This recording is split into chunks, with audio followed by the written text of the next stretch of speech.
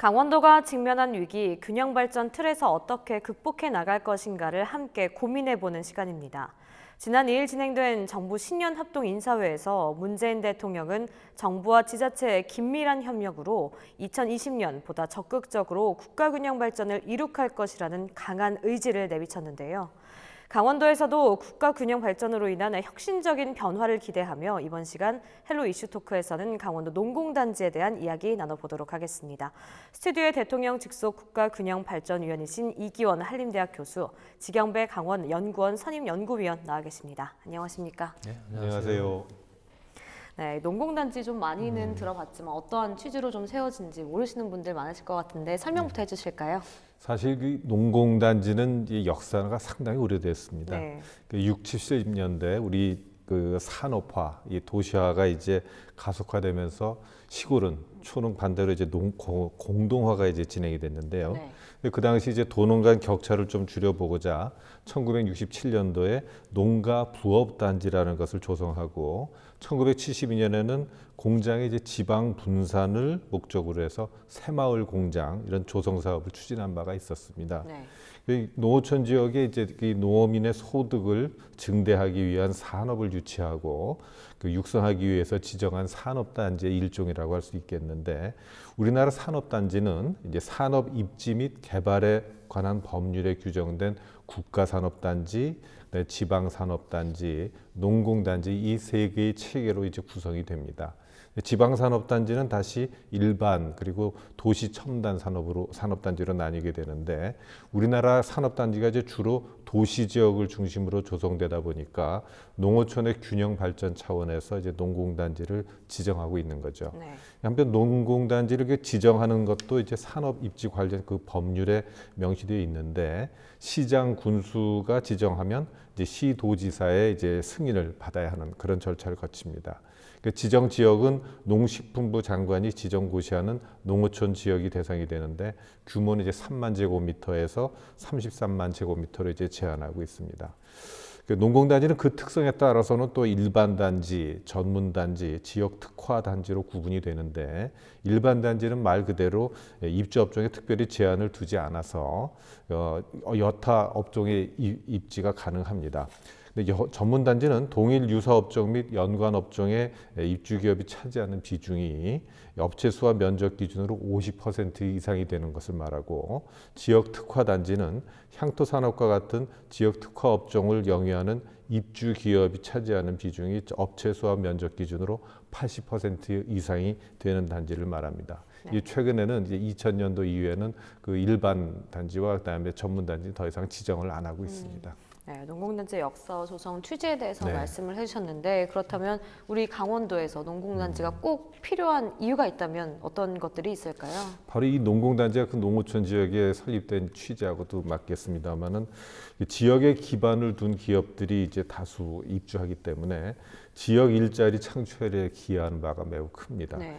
우리가 지난 그 일자리 문제를 다뤄본 시간에서 늘 얘기했습니다만, 왜 이렇게 우리 강원도 일자리가 취약한가? 그러니까 제대로 된 산업이 잘 들어오지 않았다. 그래서 제조업 중심의 산업이 잘 발달하지 않은 우리 강원도의 이 산업단지 중에 농공단지가 바로 이 일자리와 지역 생산에 기여하는 바가 매우 큽니다. 그래서 강원도 농공단지에서 창출하는 일자리는 2019년 현재 약 18,000개 정도가 되는데, 이 세 가지 유형의 그 산업단지 전체 일자리에서 무려 64%를 차지합니다. 생산액 또한 3조 1,420억 원 규모로 전체 산업단지 생산액의 약 60%를 차지하고요. 네. 따라서 산업 기반이 취약한 우리 강원도에서 농공단지가 일자리 창출이나 이 생산에서 굉장히 크게 기여하고 있다는 걸 알 수 있죠. 네, 농공단지의 좀 역할과 필요성에 대해서 좀 짚어주셨는데, 그렇다면 현재 좀 실제 강원도의 농공단지 현황은 어떻게 되나요?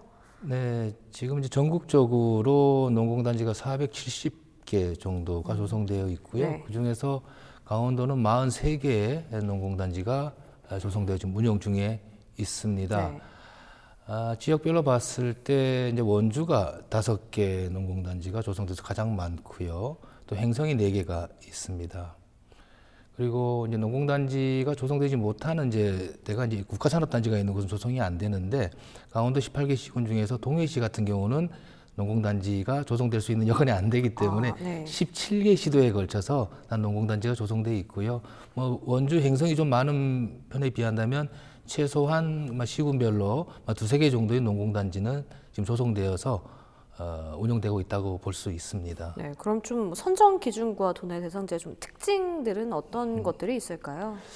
몇 가지 기준이 있는데 이제 특별히 좀 주목해서 봐야 될 거 아까 교수님께서도 말씀하셨지만 이 특화단지하고 전문단지하고 일반단지로 네. 그 특성에 따라서 그렇게 구분이 되는데 굉장히 중요하죠, 이 부분은. 강원도는 43개의 농공단지 중에서 거의 대부분이 일반단지예요. 이 특화단지는 지금 4곳밖에 없습니다. 네. 속초에 이제 대포농공단지로 2곳이 있고요. 정선에 예미농공단지가 있고요. 고성에 이제 해양심층수로 특화해서 또 한 곳이 있고, 그래서 속초에 2곳까지 포함하면은 이제 4곳의 특화단지가 있고, 네. 전문단지는 아쉽게도 1개밖에 없어요. 이제 이곳 원주에 그 의료기기 산업이 많이 발달했잖아요. 네네네. 그래서 의료기기 관련된 기업체들이 지금 모여 있는 것이 그 동화농공단지입니다. 그 동화농공단지가 의료기기를 특화해서 전문단지로 지금 지정해 있고요. 나머지 38개 이제 농공단지는 일반 농공단지로 좀 특화되고 전문화되지 못한 실정입니다. 네, 교수님께서는 강원도 내에 있는 농공단지 좀 실태, 운영 상황 어떻게 좀 평가를 하고 계시고 어떻게 내다보시는지. 뭐 다른 지역이나 비교해 봤을 때 아까 우리 지 박사님 지적하셨던 것처럼 이제 특화 단지가 좀 부족하다는 거, 그리고 이제 일반 단지가 많은데 사실은 일반 단지들의 또 이게 문제점은 오죽하면 이제 사실 2000년대 이후에 이제 추가 지정을 안 했던 그 사유 중에 하나가 네네. 사실 그게 그 실제 우리가 농공단지로서 조성했던 그 목적과는 다른 용도로 이제 그 기업들이 운영되는 경우들이 상당히 네네네. 많았었고, 실제 이번에도 최근에 우리 이제 지 박사님을 중심으로 해서 이제 현장 실태 조사 같은 거를 했습니다만은 그 많은 업체들이 사실 그 제대로 잘 가동이 되지 않는다, 한 반 이상 정도가. 그래서 왜 그렇게 되지 않을까 하는 걸 보면은 원래 당초의 업종보다는 그 거기에 이제 분양할 때 상당히 싸게 분양을 하고 했었기 때문에 그 기업을 돌린다기보다는 그러니까 수지타산이 오히려 맞지 그냥 않은. 그 소위 부동산의 그런 관점으로 네. 이렇게 접근했던 데들이 상당히 많은 게 아닌가. 그래서 실제 우리가 조성했던 그 최근에 우리 그 조성된 데들은 이제 그런 문제들을 좀 많이 탈피했던 것. 특히 아까 네. 말씀하셨던 대로 특화 농공단지들의 경우는 매우 이 강원도를 대표할 수 있는 산업들이 거기 많이 들어가 있습니다. 네. 그래서 이제 물론 우리가 산업단지들이 상당히 취약하기 때문에 그것들이 이제 잘 발전이 못된 측면을 갖다가 농공단지가 이제 보완을 해주고 있는 그런 측면들이 상당히 많이 있는데, 실제로 보면 우리 속초의 대포 농공단지 같은 경우는 굉장히 우수한 사례 중에 하나로 꼽힙니다. 네. 그리고 지금 심지어 거기 이제 공공 디자인 같은 개념들이 다시 도입이 돼서 누가 보더라도 그러니까 우리가 이런 얘기를 한 적도 있었는데, 농공단지라는 이름 자체가 굉장히 좀 취약해 보이는 그런 느낌을 주지 않느냐. 네네. 이제 예전에 우리 농과대학이나 또는 이제 농업계 고등학교들 이름들을 갖다 생명과학 이런 식으로 막 바꿨던 바꾸는 것처럼. 거죠. 네. 그러나 이제 그러한 인식보다는 실제 그 디자인을 통해서 이제 최근에 이제 모던한 그런 디자인들 이런 것들이 도입되면서 실제로 여기 우리 거두 농공단지라든가 이런 데를 가보시면은 어느 이제 뭐 단지에 비해서도 결코 떨어지지 않는 그런. 그래서 젊은 우리 청년 일자리에 대해서 굉장히 고민들을 많이 하는데 청년들이 가서 일하더라도 전혀 떨어져 있는 그런 모습들을 볼 수가 있습니다. 다만 이제 초기에 우리 조성되었던 일반 그 농공단지들이 상당히 이제 좀 낙후돼 열악한, 있고, 그 이야기는 이제 뭐 조금 이따 또 왜 그런 네네. 문제들이 생기는가 또 한번 같이 얘기 나눠보도록. 네. 그렇게 문제점을 좀 말씀해 주시긴 하셨는데 강원연구원에서 이제 발표한 자료가 있습니다. 그래서 농공단지의 문제점을 몇 가지 꼽았었는데 뭐 산업에 대한 쏠림 현상, 열악한 공공환경, 청년층의 부재를 이렇게 꼽았더라고요. 이 부분에 대해서도 좀 설명을 해주실까요? 예, 이번에 이제 강원도하고 우리 강원연구원하고 이제 야심적으로 이게 농공단지 전수조사를 실시를 했어요. 네. 아까 43개 농공단지가 있다고 했는데 전체적으로 이제 43개 농공단지에 1,117개 정도의 기업들이 입주해서 기업 활동을 하고 있는데 이걸 전부 다 저희들이 조사를 했어요. 조사 과정에서 제일 먼저 나타난 것은 과반수 정도가 이제 찾아가도 자리 없고 또 조사를 거부하고 하는 게 한 과반수 정도로 나타나서 그거는 이제 그만큼 기업의 어떤 열악성을 좀 대변해주는 그런 대목이라고 볼 수도 있고요. 이 부분에 대한 우리가 조사 다시 한번 좀 심층적으로 좀 분석해 볼 필요가 있겠다 이런 생각이 듭니다. 얘기가 좀 길어질 것 같아서 이건 요 정도로 하고요. 네네. 업종별로 봤을 때는 좀 멀리 쏠림 현상이 뭐 틀림없이 있었습니다. 그 식품 쪽하고 전기전자 쪽에 거의 70%가 몰려 있는 그런 상황이고요. 아무래도 뭐 업종 자체가 이제 그 첨단화된 그런 어떤 업종이 아니라 뭐 해양식품이라든가 그다음에 이제 농촌 지역에서 만들어지는 어떤 그런 농산물들을 가공해서 판매하는 뭐 예를 들어서 뭐 김치 같은 거죠. 네네. 김치 공장 같은 거죠. 뭐 그런 정도였고요. 20인 미만의 기업체도 상당히 높았어요. 70%가 넘게 나타났는데 이것 또한 이제 기업의 열악성을 나타내는 거고요. 네. 이 밖에도 그 젊은 청년층들 20, 30대 그 비율이 낮았고 또 5년 미만 이제 근속 연수가 많았는데 이건 굉장히 중요한 문제입니다. 그만큼 그 근속 연수가 적다는 것은 미숙련공이 많다는 거기 때문에 그만큼 어떤 기술이라든가 이런 부분에서 발전될 수 있는 그다음에 또 승계될 수 있는 그런 그 여건이 열악하다고 방증하는 자료거든요. 네네. 그래서 그런 부분에 여러 가지 측면에 좀 열악했고 저희들이 공공 환경까지 좀 봤어요. 농공단지 갔다 오신 분들은 잘 아시겠지만 이게 거의 80%가 90년대 이전에 이렇게 조성된 농공단지라다 보니까 들어가는 입구에서부터 시작을 해서 뭐 입간판까지 상당히 그 낙후된 그다음에 또 어떤 통일된 낙후된 그런 이미지를 또 가중시키고 있는 그런 이제 환경이었고요. 그 내부에도 마찬가지입니다. 어떤 뭐 유치원이 있는 농공단지는 뭐 몇 개 안 되고요. 그러니까 보육시설이라든가 편의시설이라든가 이런 부분도 굉장히 좀 열악하다는 것을 저희들이 이번 조사를 통해서 알게 되었습니다. 네, 뭐 문제점을 말씀해 주시고 방금도 아까 잠깐 언급을 해주셨긴 했지만 농어촌 이익을 극대화하기 위해서 만든 이 농공단지가 좀 낙후된 이미지로 전락한 이유가 있다면 어떤 것들이 좀 더 있을까요? 그러니까 이제 정부 사업들을 중앙 정부가 이제 주도하던 그런 형태에서 이게 지방으로 이양하는 단계에 이게 좀 소위 이제 업무만 내려가는 게 아니라 사실은 인사와 예산 이런 것들이 함께 다 내려가야 되는데 이 아까 말씀드렸던 대로 그 지정하는 권한은 이제 우리 시장 군수한테 내려갔지만 그 외에 이제 기타 지원 사업들 이런 것들은 여전히 이제 중앙 부처들이 그대로. 근데 이게 농공단지의 경우는 산업단지는 산업부.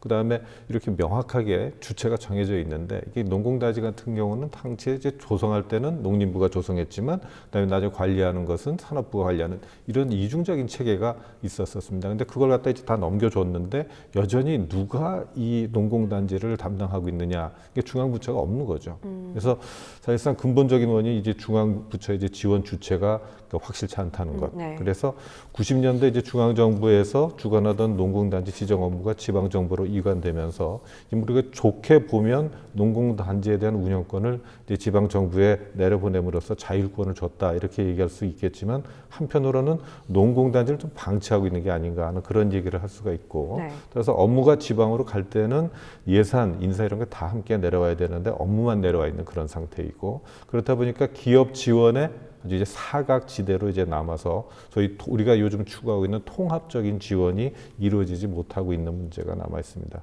그래서 농공단지 역사가 물론 이제 35년씩이나 되었지만 그래서 이제 아까 우리가 지적했던 그런 제대로 된 환경 요즘은 이제 우리 보육이나 이런 거 굉장히 중시하는데 그런 게 전혀 안 돼 있고 기업 지원이 이제 체계적으로 이루어지지 않은 것이 우리 지역의 애물단지로 남아 있는 그런 원인이라고 할 수 있겠습니다. 네, 각가지 원인에 대해서 좀 전락한 이유에 대해서 말씀을 해주셨는데 이러한 좀 현상이 지속될 경우에 우려되는 점들 어떤 것들이 좀 있을까요? 아까도 잠깐 말씀드렸지만 이번 실태 조사에서 그 응답하지 않은 과반수에 대한 기업들, 이 기업들에 대한 심층 조사가 필요하다고 저는 생각을 합니다. 물론 이제 기업의 열악성을 보여주는 것이기도 하지만 응답하지 않은 기업들 찾아가도 사람이 없는 기업들은 불량 기업이라고 우리가 간접적으로 추론할 수가 있거든요. 입주는 했지만 가동되지 않은 기업들. 부동산 취득을 목적으로 입주한 기업들, 임대 형태를 취하고 있지만 그 농공단지에 들어가면 뭐 입찰이라든가 이런 거에 대해서 좀 지원을 받는 그 혜택을 받는 그런 네. 것들이 있는데 그런 혜택을 받기 위해서 안테나 기업 형태로 해서 임대해서 그 기업 주소만 강원도에 농공단지에 이렇게 두고 있는 그런 기업들이 분명히 저는 존재한다고 봅니다. 저도 이번 조사를 하면서 깜짝 놀랐는데 50%가 그런 기업인데 물론 그 50%가 전부 불량 기업이란 그런 말은 건 아니고요. 아니죠. 네. 철저한 심층적인 조사가 필요하겠다는 생각이 들고 그게 우려되는 그러니까 결국에 악화가 양화를 지배한다고 이런 것들을 그냥 관리 감독하지 않고 놔둔다면 나중에 농공단지 전체의 어떤 이미지라든가 이런 것들 또 열심히 또 활동하고 계시는 그 기업들에게도 누가 되기 그쵸. 때문에 이런 부분들은 저희들이 좀 관리 감독이 좀 필요하다고 보고요. 사실 관리 감독 얘기가 나왔으니 얘기인데 이게 이제 우리 공무원분들이 참 힘들어요. 그러니까 이게 중앙 부처에서 지원 주체가 없다 보니까 시군 단위에 내려오면 이게 보통 이제 도나 시군에서 전략산업과에서 이 사업을 맡고 있는데 네. 이 전략산업과 안에 담당 개도 없어요. 뭐 예를 들어 농공단지 개가 있으면 그 담당 개가 있으면 거기서 이제 전체적으로 데이터도 이렇게 활용을 하고 관리 감독을 할 텐데 뭔가 체계적인 시스템이 아직은 없다 보니 주무관 한 분이 이걸 이제 관리하고 감독하고 데이터를 보존하고 활용하고 하다 보니까 아무래도 소홀해질 수밖에 없는 지금 형국입니다. 네, 그렇다면 사실 뭐 문제는 침체된 농공단지를 어떻게 활성화를 시키냐가 가장 중요한 문제일 것 같은데 그럼 끝으로 이 문제점 또 농공단지가 나아갈 방향이나 숙제 같은 것들이 있다면 어떤 것들이 있는지 짚어주실까요? 교수님께서 아까 말씀하셨는데 기본적으로 근본적으로 중앙부처의 책임 부서를 두는 것이 먼저, 뭐 네. 그게 가장 중요하다고 봐요. 이게 그냥 그 뭐 지역의 자율권을 준 거라고도 볼 수가 있지만 방치한 거나 마찬가지거든요. 단지 분양은 농림부에서 하고 환경 관련된 오페스 처리는 환경부에서 하고 또 기업 지원과 관련된 부분들은 고용노동부에서 하고 이러다 보니까 이 통합적인 지원 체제가 안 돼 있다 보니까 도 단위에서 혹은 시군 단위에서도 그 통합적인 지원을 할 수 있는 담당 행정 지원 부서가 없게 되고 또 기업하는 분들도 오페스 처리하려면은 환경부서 가야 되고 그다음에 단지 조성비 좀 받으려면 농림부 가야 되고 하다 보니까 일단 책임 주체가 분명하게 하면 예를 들어 산업단지 같은 건 산업부에서 지금 지원하고 있기 때문에 그 산업부 하나만 바라보고 그 안에서 행정 처리를 하면 되거든요. 근데 이거는 지금 농단지 같은 경우는 그야말로 기업 지원의 사각지대로 지금 남아 있기 때문에 네. 책임 주체를 좀 명확하게 할 필요가 있다는 생각이 들고요. 그와 더불어서 이제 뭐 장기적으로는 아까 말씀드렸던 것처럼 특성화 전문화 단지로 가야 될 것이고요. 그래야지 저는 살아남는다고 생각을 합니다. 단기적인 측면에서 현실적인 측면에서 봤을 때는 일단 환경 조성이 좀 필요하다고 봐요. 공공 환경이 너무 열악하다 보니까 그 브랜드 사업을 좀 해야 될 것 같고 리모델링 사업을 좀 해야 될 것 같아요. 현실적으로 그런 브랜드 사업과 리모델링 사업이 전제되지 않은 상황에서 농공단지 우리 청년들에게 일자리를 가지라고 하는 거는 저는 좀 힘든 상황이라고 봅니다. 네. 그래서 기본적으로 이제 브랜드 사업하고 리모델링 사업이 해서 청년들이 그리고 우리 근로자들이 선호하는 환경을 만드는 게 중요하고요. 통합지원 체계를 도나 시군 단에서 만들려면 성장지원센터 같은 걸 만들었으면 좋겠어요. 이것이 나중에 중앙부처의 지원 주체가 산자부가 되든 중소벤처기업부가 되든 아니면은 뭐 그 균형발전위원회가 되든 어떤 식으로든 간에 도나 시군 단위에서 깔때기 역할을 수행해야 되는 그런 그 기구가 있어야 되는데 그런 성장지원센터가 이런 그 깔때기 역할을 해줄 수 있는 그런 그 기구로서 유용하지 않을까 이렇게 생각합니다. 네, 실질적인 대안을 좀 생각을 해보도록 하겠습니다. 네, 헬로 이슈토크 오늘은 강원도 농공단지한 이야기를 들어봤는데요. 지금까지 대통령 직속 국가균형발전위원이신 이기현 한림대학 교수, 지경배 강원연구원 선임연구위원과 함께 이야기 나눠봤습니다. 오늘 말씀 감사합니다. 감사합니다.